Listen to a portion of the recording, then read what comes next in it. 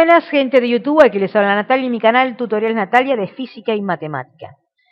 Todos estos ejercicios los estoy poniendo en listas de reproducción y estamos todavía con el movimiento en una dimensión.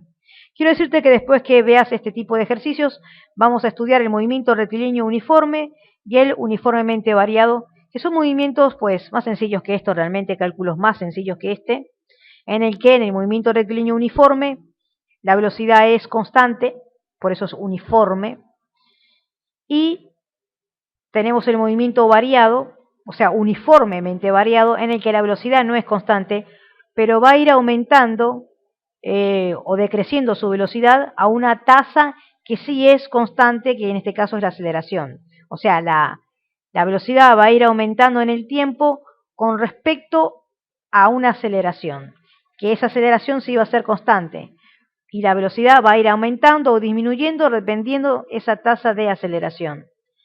En cambio, en el movimiento rectilíneo uniforme, la velocidad siempre es constante, no existe aceleración, ¿ok? Y se va a describir de una manera diferente a lo que vemos acá, porque este movimiento que ves acá, que para empezar no es una línea recta, por tanto no pudiera ser rectilíneo uniforme, la partícula se comporta diferente, o sea que ella va a ir recorriendo ciertas distancias con respecto al tiempo, pero no una misma velocidad, no una velocidad constante. En un intervalo de tiempo de 0 a 1, acá pudo haber tenido una velocidad, por ejemplo, a 10 metros por segundo, después acá puede ir a 50, a 30, a 80, y lo que se suele hacer en este caso, donde la partícula no se mueve a una velocidad constante, sino que varía, lo que se hace normalmente es calcular velocidades promedios, donde tú promedias según el intervalo de tiempo que hayas escogido ahí, o puedes elegir calcular la velocidad en un instante preciso de tiempo, como en este ejercicio que te hice, que te pregunta cuál es la velocidad de la partícula a los 3 segundos. Eso se llama velocidad instantánea, cuando es en un instante preciso de tiempo. Y cuando te dicen en un intervalo de tiempo, entonces estamos hablando de una velocidad promedio, ¿ok? En este caso es una velocidad instantánea. Y mira, quiero que te fijes una cosa. Para empezar, esta gráfica que ves acá es una gráfica que está representando distancias y tiempos. Eso significa que esto está describiendo el movimiento de una partícula, cuánto se desplazó la partícula durante todo este intervalo de tiempo, en el tiempo, cuánto se desplazó la partícula en el tiempo, ¿ok? De hecho, acá dice la posición de una partícula que se mueve a lo largo del eje X varía en el tiempo de acuerdo a esta expresión, ¿ok? Lo que se movió la partícula varía con respecto al tiempo, ¿ok?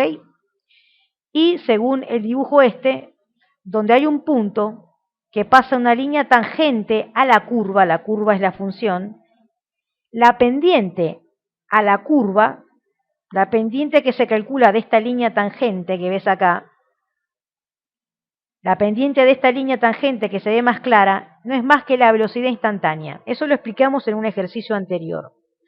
Porque para las velocidades promedios, tú lo que necesitas no es en un punto preciso, sino en un intervalo de tiempo. Por ejemplo, de 1 a 3. Tendrías que tener un punto acá, pasar una recta entre este punto y calcular la pendiente de la recta, que en este caso sería una secante. Y todos sabemos sacar la pendiente de una recta, ¿ok? De dos puntos, ¿ok?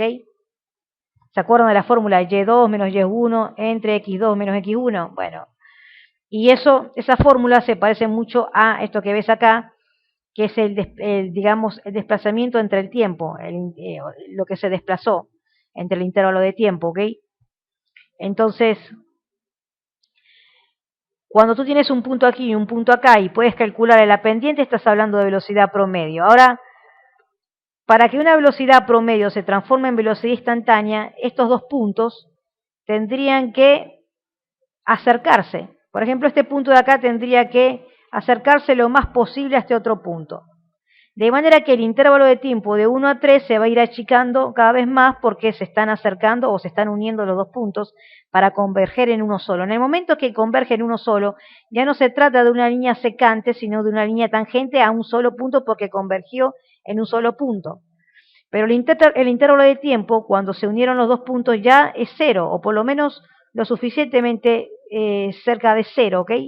Entonces acá, por eso es que se evalúa el límite, Esto que ves acá, desplazamiento sobre el intervalo de tiempo, era la fórmula de la velocidad promedio, pero cuando la evalúas en el límite del desplazamiento, cuando tiende a cero, esto se transforma en la velocidad instantánea, y esta velocidad instantánea que ves acá, que es el límite de, digamos, de la velocidad promedio realmente, cuando tiende a cero, ¿ok? No es más que la derivada de la función en matemática, la derivada. Y la derivada a su vez es lo mismo que la pendiente de esta línea tangente a la curva, ¿ok? Entonces, cuando tú ya tienes la función del desplazamiento y quieres calcular la velocidad instantánea, lo único que tienes que hacer es, o le calculas el límite de esta función cuando delta t tiende a cero, o le calculas la derivada. Lo más sencillo es calcular la derivada. Tú agarras esto, este 2 pasa para acá multiplicando y te queda 6t, ¿ok? Si es que sabes derivar. Y una vez que tengas la función derivada, ya esta ecuación es la genérica para cualquier velocidad instantánea de esta función, pero cuando la evalúas, por ejemplo, en el tiempo 3, 6 por 3, 18, y verás que coincide con lo que te dice acá, que la pendiente de esta línea tangente es 18 metros por segundo, que no es más que la derivada de la función evaluada en el punto, que da 18 metros por segundo, y esa es la velocidad instantánea. Ahora, si vos no sabes derivar a esta misma función, si le calculas el límite, cuando delta t tiende a cero, también tendría que darte 6t, y cuando lo evalúas en 3, te va a dar esto. O sea que hay dos formas de llegar a la función 6t, derivando la función o evaluando el límite, que te tendría que dar este mismo 6t. Vas a ver, mira. Acá. Se supone que la ecuación ya dijimos que era el límite del desplazamiento con respecto al intervalo de tiempo cuando el intervalo de tiempo tiende a cero, ¿ok? Y esto a su vez es la velocidad promedio, pero cuando lo evalúas en el límite se transforma en pues, la velocidad instantánea, ¿ok? Ahora,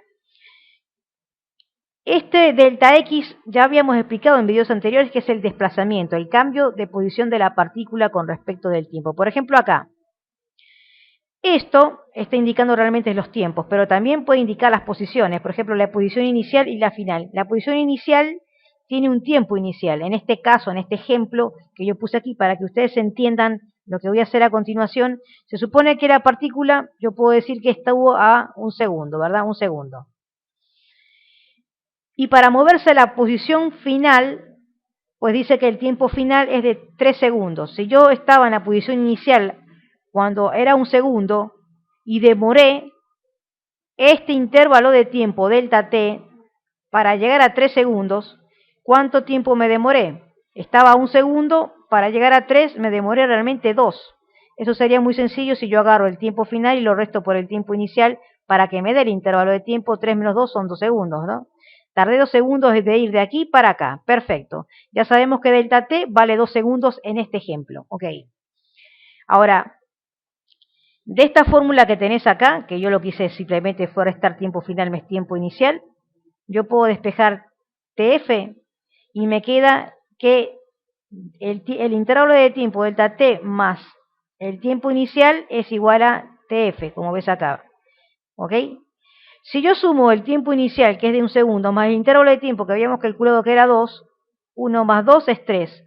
O sea que efectivamente, si yo sumo 1 más 2, que es el intervalo de tiempo, me va a dar el tiempo final. ¿Ok?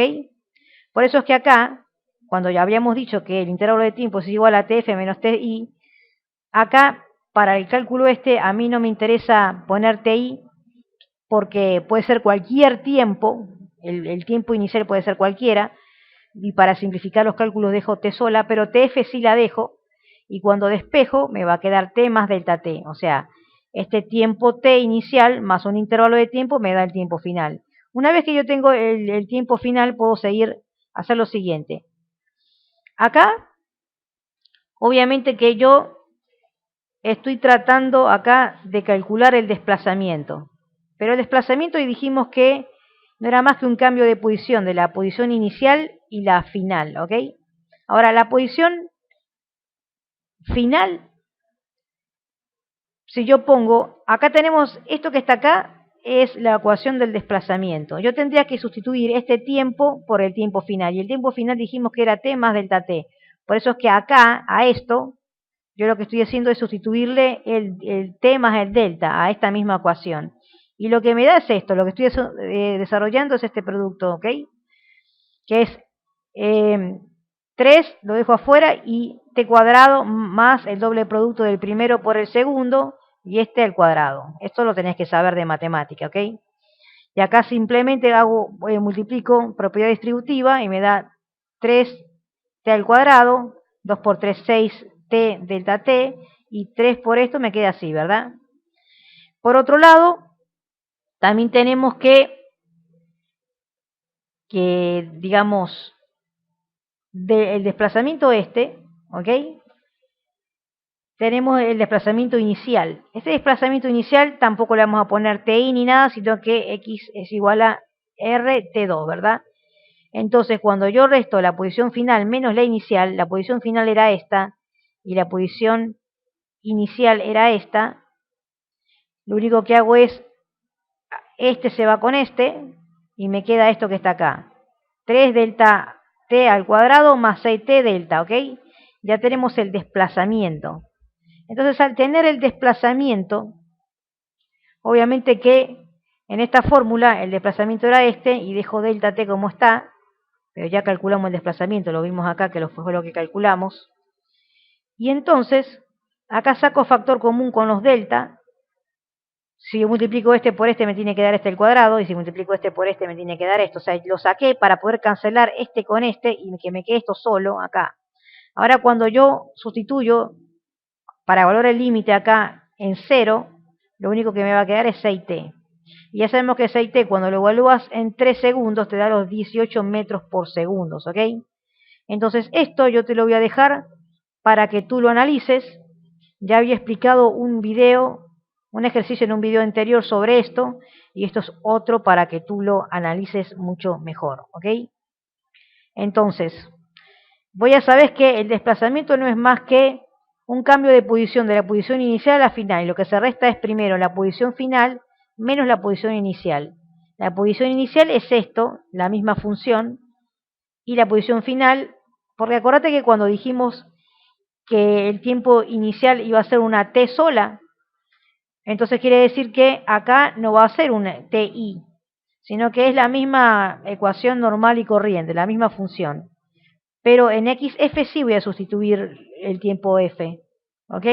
Para que me quede todo en función de t, no de tf o de ti, qué sé yo, ¿entendés?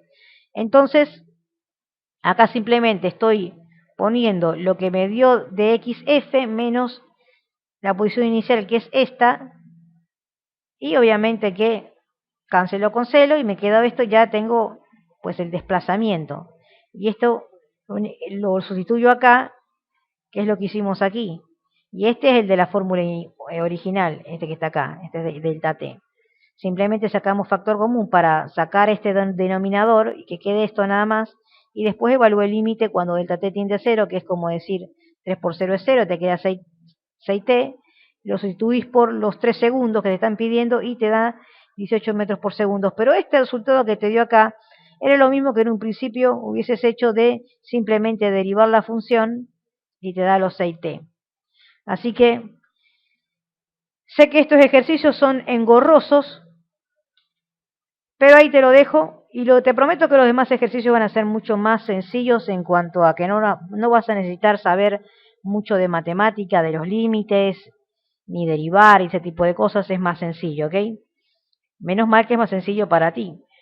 Si te gustó, dame un like, suscríbete, y en los demás ejercicios no van a ser tan engorrosos, así que qué bueno. Hasta luego, amigos.